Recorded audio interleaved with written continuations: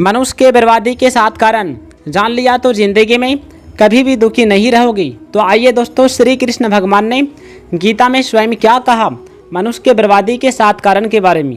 तो दोस्तों, मनुष्य का पहला बर्बादी का कारण है क्रोध, क्योंकि क्रोध है मनुष्य महान शत्रु। मनुष्य का सबसे बड़ा शत्रु क्रोध है। यदि कोई भी व्यक्ति क्रोध के आवेश में आ जाता है तो वह अपने से बड़ों को इज्जत नहीं करता है। यहाँ तक कि कभी कभी ऐसा होता है कि अपने गुरु को अपमान कर देते हैं, अपशब्द कह देते हैं। और कभी कभी ऐसा होता है कि अपने माता पिता को आंख दिखाकर बातें करने लगता है, यहाँ तक कि उसे हत्या करने का भी कोशिश करता है। अब अगला कारण है, मनुष्य को कभी भी लोभ लालच में नहीं फंसना चाहिए, क्योंकि लोभ ही पाप का जड़ है। और अगला कारण है दोस्तों, पराये स्त्री पर कभी भी हमें हाथ नहीं लगाना चाहिए, उसे गलत नज़र से नहीं देखना चाहिए।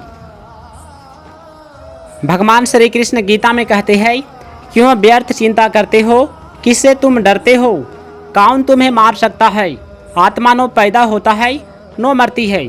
जो हुआ अच्छा हुआ, जो हो रहा है वह भी अच्छा ही हो रहा है, और जो होगा वो भी अच्छा होगा। तुम भूत का पश्चाताप मत करो, भविष्य की चिंता मत करो, वर्तमान चल रहा है। तुम्हारा क्या गया जो तुम रोते हो, तुम क्या लाए थे जो तुमने खो दिया, तुमने क्या पैदा किया जो नष्ट हो गया। जो लिया यहीं से लिया, और जो दिया यहीं पर दिया। भगवान श्री कृष्ण कहते हैं, सबसे बड़ी बात जो सभी को जानना चाहिए, यदि आप इसे जान लेते हो तो कभी भी आप दुखी नहीं रहोगे। आइए, पहला क्या चीज़ कहा भगवान श्री कृष्ण ने, कहा बड़ा भाई, पिता और गुरु तीनों एक समान पूजनीय माने गए हैं। उसी प्रकार छोटा भाई, पुत्र तथा शिष्य तीनों एक समान बताए गए हैं। पुत्री की बधू, अनुज की भार्या तथा भगनी के साथ अपनी कन्या के समान पवित्र संबंध रखना पारिवारिक, सामाजिक तथा नैतिक धर्म है।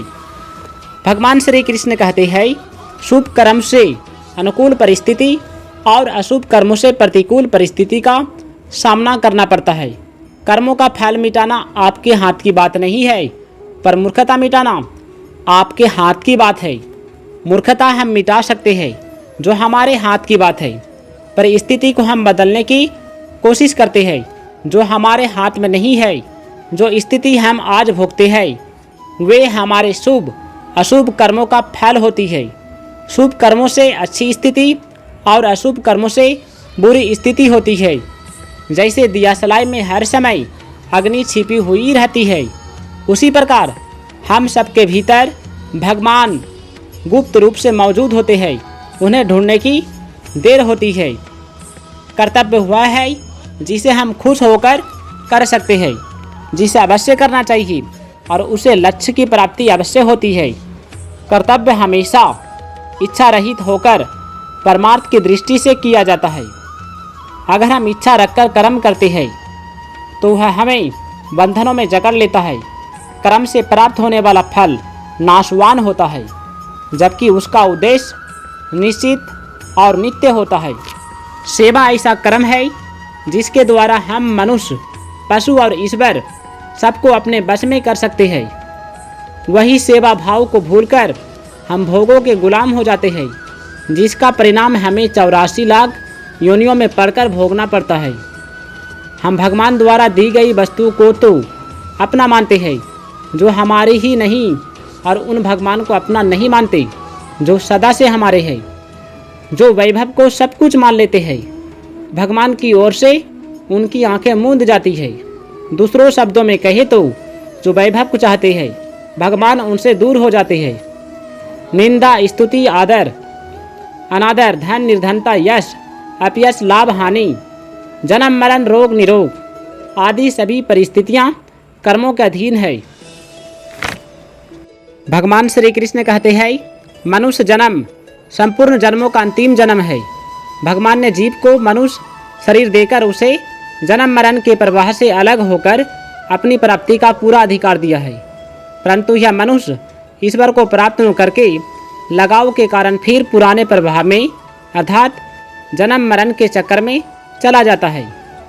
परमात्मा की यह एक अलौकिक विलक्षणता है कि वे भूखे के लिए अन्न रूप में, प्यासे के लिए जल के रूप में और विषय के लिए शब्द, स्पर्श, रूप, रस और गंध रूप में बनकर आते हैं।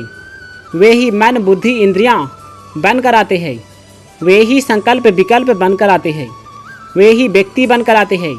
वे ही दुख स्वरूप में आकर मानव को चेताते हैं कि वे अगर इन वस्तुओं को भोग्य मानकर इनके भोक्ता बनेंगे तो इसके परिणाम स्वरूप उन्हें दुख ही दुख भोगना पड़ेगा। इसलिए मनुष्य को लज्जा आनी चाहिए कि वे भगवान को भोग्य सामग्री बनाते हैं। उनके सुख के लिए भगवान को सुख की सामग्री बनना पड़ता है। ईश्वर कितने दयालु है कि प्राणी जो मांगता है भगवान वैसे ही बन जाते हैं। सोचे, ये भोग्य पदार्थ हमारे साथ कब तक रहेंगे और हम उन पदार्थों के साथ कब तक रहेंगे।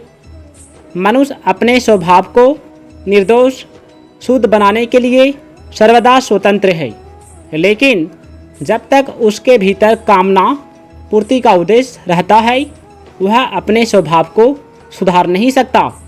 भगवान की दृष्टि में सब कुछ उनका ही स्वरूप है, इसलिए भगवान में किसी के प्रति जरा भी पक्षपात नहीं होना चाहिए।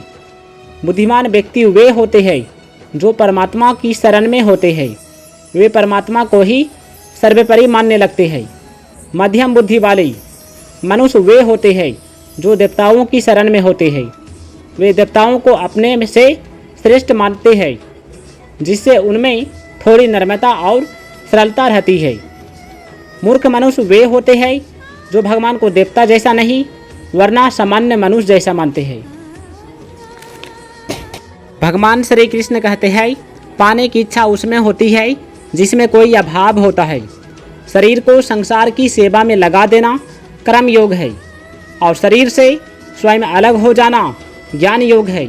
दोनों का परिणाम एक ही होगा तो दोनों ही साधनों से संसार से संबंध विच्छेद होकर स्वरूप में स्थित हो जाएगी। कर्मों से कुछ न कुछ पाने की इच्छा ही बंधन में डालती है। इसके विपरीत कुछ भी न पाने की इच्छा होने पर कर्म भी अकर्म हो जाते हैं। जिनको साधारण मनुष्य अपना मानते हैं वे शरीर, इंद्रियां, मन, बुद्धि वास्तव में किसी भी दृष्टि से अपने नहीं है बल्कि मिले हुए हैं और निश्चित ही बिछोड़ने वाले हैं। इनको अपना मानना सर्वदा भूल है।